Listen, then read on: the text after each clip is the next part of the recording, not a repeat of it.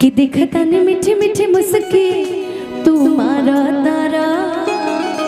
कि टुक टुक ऐसे कान मारे उड़े अंचलिया जन मारे जान हो जन मारे जान हो कलर साड़िया। पसंद है। हम किसी के लिए नहीं सजते, हम पब्लिक के लिए सज के आते हैं। पब्लिक के लिए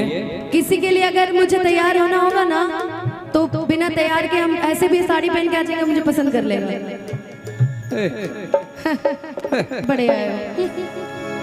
कि देखता ने मीठी मीठी मुस्की तू मारा तारा कि टुक टुक टुक टुक ऐसे काहे निहारा तारा कि देखता ने मीठी मीठी मुस्की तू मारा तारा कि टुक टुक ऐसे काहे निहारा तारा कि काथी जले तोरा मन में सांवरिया हो कि हटे हटा वाले ना हटे नजरिया हटे हटा वाले ना हटे नजरिया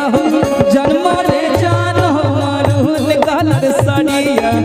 मन करे कासलिगी भराया कवरिया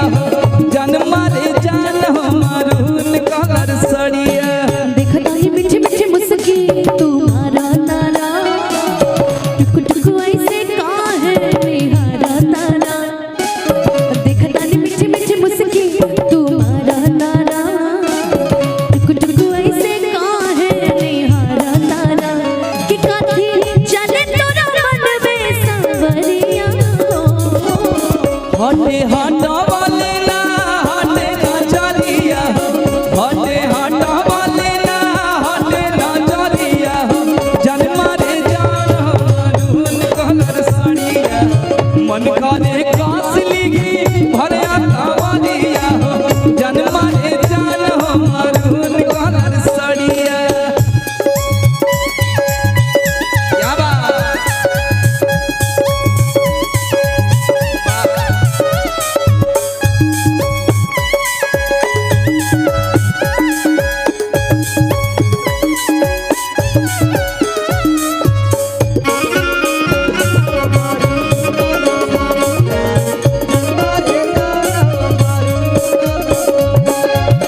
बिजली तू ढाता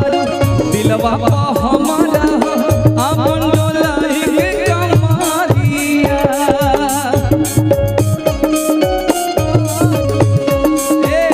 बिजली तू ढाता दिलवा हमारा अपन डोलाई के कमारिया। हगने ना तो हर लुटेरा निरखेला कमर के घेरा उठे अजबर जब के ना साजन ऐसे मतिया फेदा सच हो के करेला